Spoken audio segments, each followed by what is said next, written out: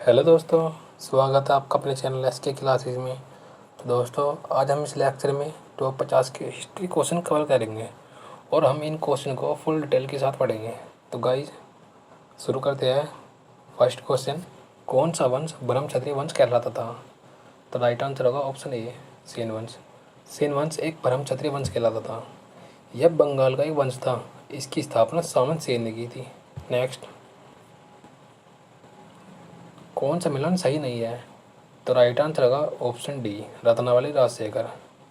जो नागानंद की स्थापना जो रचयिता थे यह है हर्षचरित, और मुद्रा राक्षस के रचयिता विशाखदत्त। मर्कटिकम के रचयिता है सुदरक, बट जो रत्नावली के जो रचयिता है वह है उदयन। नेक्स्ट, परम सौगात की उपाधि किसने धारण की? तो राइट आंसर होगा ऑप्शन ए, राज्यवर्धन। राज्यवर्धन ने परम सौगात की उपाधि धारण की। राज्यवर्धन हर्षचरित की बहन राजश्री का पति और वर्धन वंश का राजा था, जिसकी हत्या गोड के राजा शशांक ने कर दी थी, क्योंकि शशांक राजश्री का से वलाव करता था। नेक्स्ट, गुप्त राजाओं के बाद किन किन राजाओं ने गरुड़ को अपना राजकीय चिन्ह बनाया? तो गाइस राइट आंसर होगा ऑप्शन ए, पल्लव वंश। पल्लव वंश ने गुप्त राजाओं के बाद गरुड़ को अपना राजकीय चिन्ह बनाया था। नेक्स्ट, किस सातवाहन राजा ने सर्वप्रथम राजा के नाम के सिक्के जारी किए?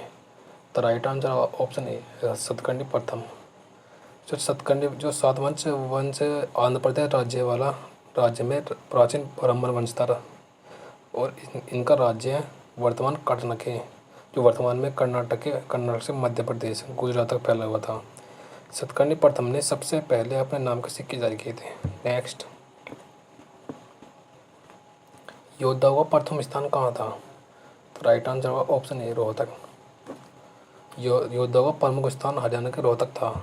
कार्तिकेय योद्धाओं का प्रमुख देवता थे। नेक्स्ट, शिवपुत्र कार्तिक। नेक्स्ट,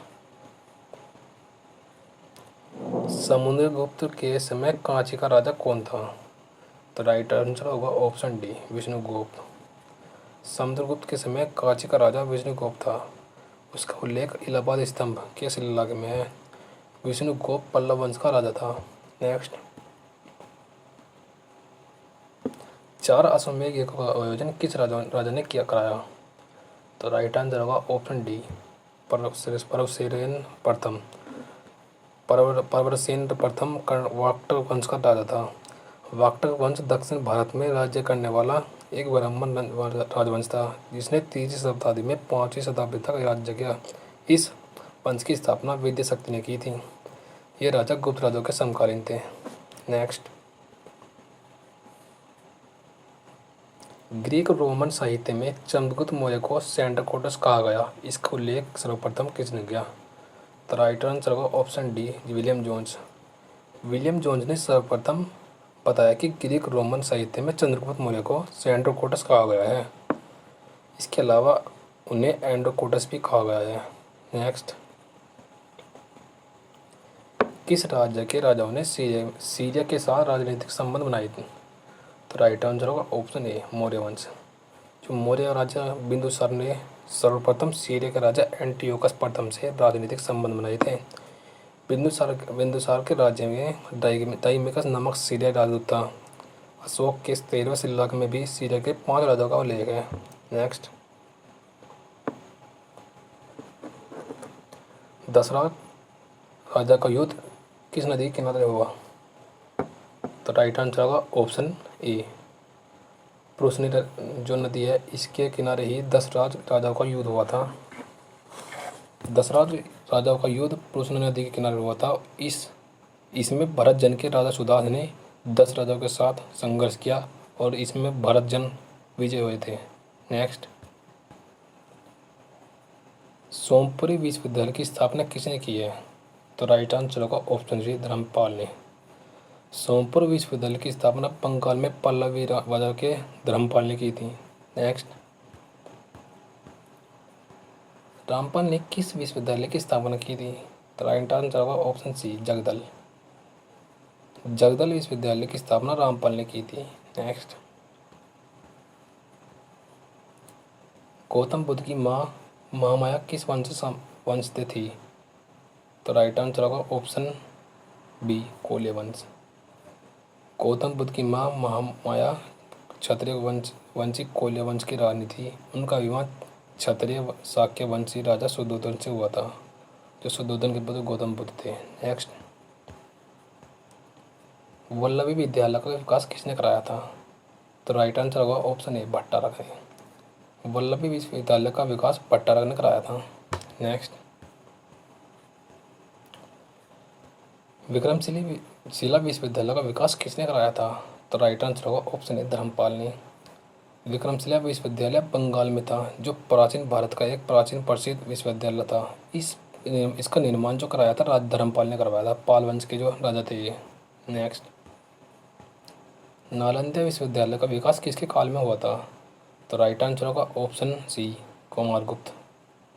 नालंदा विश्वविद्यालय का विकास गुप्त राजा के कुमारगुप्त के काल में हुआ था। कुमारगुप्त गुप्त वंश का राजा और चंद्रगुप्त द्वितीय का पुत्र था। चंद्रगुप्त विक्रमादित्य। नेक्स्ट, बौद्ध वंश का कौन सा अंग मूर्ति पूजा में विश्वास नहीं करता है? तो राइट आंसर होगा ऑप्शन ए, हीनयान।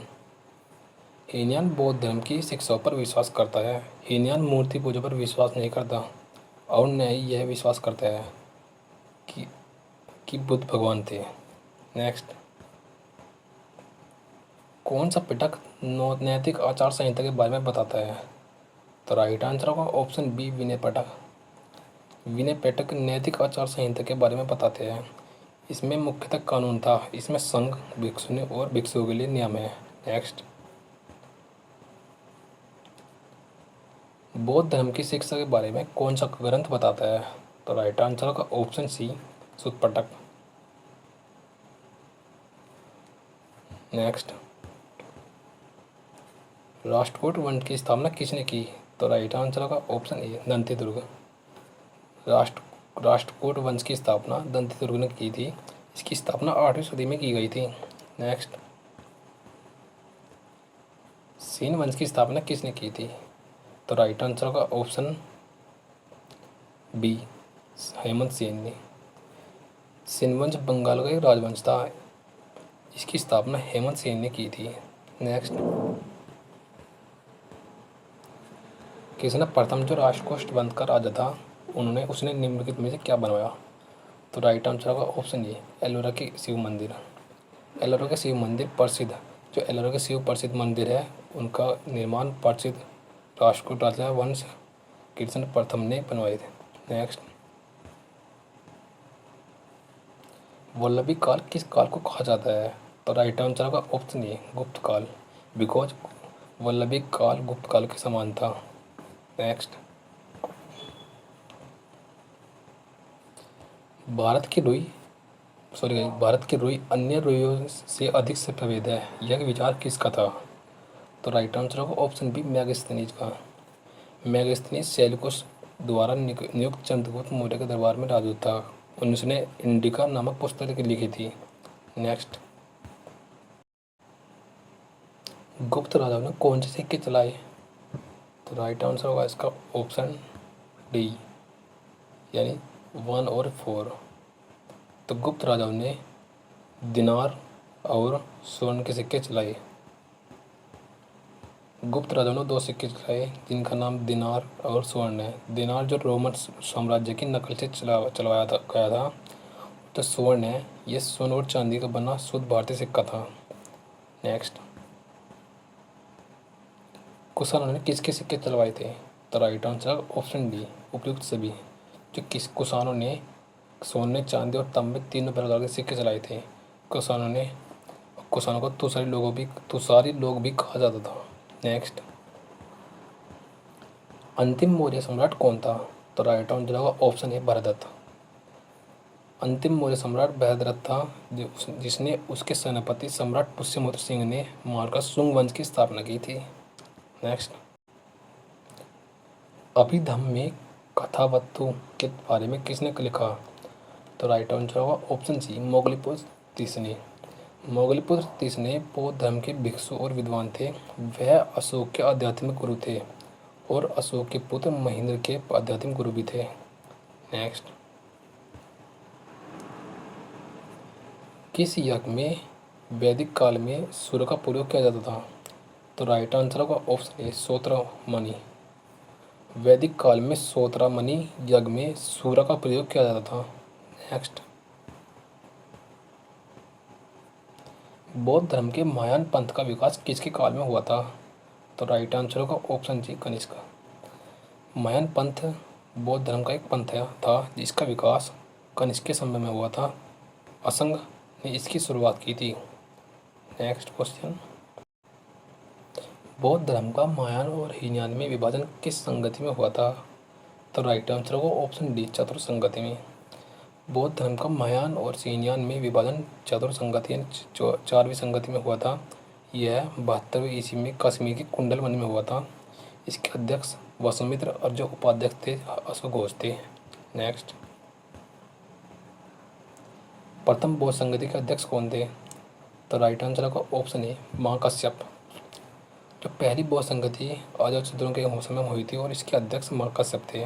नेक्स्ट, दूसरी बौद्ध संगति के अध्यक्ष कौन थे? तो राइट आंसर होगा ऑप्शन डी, सबकमी। जो द्वितीय बौद्ध संगति 383 ईसा पूर्व में वैशाली में हुई थी और यह काल अशोक के राजकाल में हुई थी और जो इसके अध्यक्ष थे सबकमी थे। नेक्स्ट, किसके काल में चतुर्थ बौद्ध संगति हुई? तो राइट आंसर होगा ऑप्शन डी, कनिष्क के समय। चतुर्थ बौद्ध संगति 72वें ईस्वी में कनिष्क के काल में हुई थी और इसके अध्यक्ष वसुमित्र और उपाध्यक्ष अशोक घोष थे। यह कश्मीर में कश्मीर के कुंडलवन में हुआ था। नेक्स्ट, गौतम बुद्ध की ग्रह त्याग को कौन सा चिन्ह बताता है? तो राइट आंसर होगा ऑप्शन ए, घोड़ा। घोड़ा गौतम बुद्ध की ग्रह त्याग से संबंधित है। नेक्स्ट, गौतम बुद्ध के निर्वाण को कौन सा चिन्ह बताता है? तो राइट आंसर होगा ऑप्शन डी, बोधि वृक्ष, जो बिहार के गया में है। बोधि वृक्ष गौतम बुद्ध के निर्वाण को बताता है। गौतम बुद्ध को कुशीनगर में निर्वाण प्राप्त हुआ था, यूपी के कुशीनगर में। नेक्स्ट, गौतम बुद्ध के जीवन को कौन सा चिन्ह बताता है?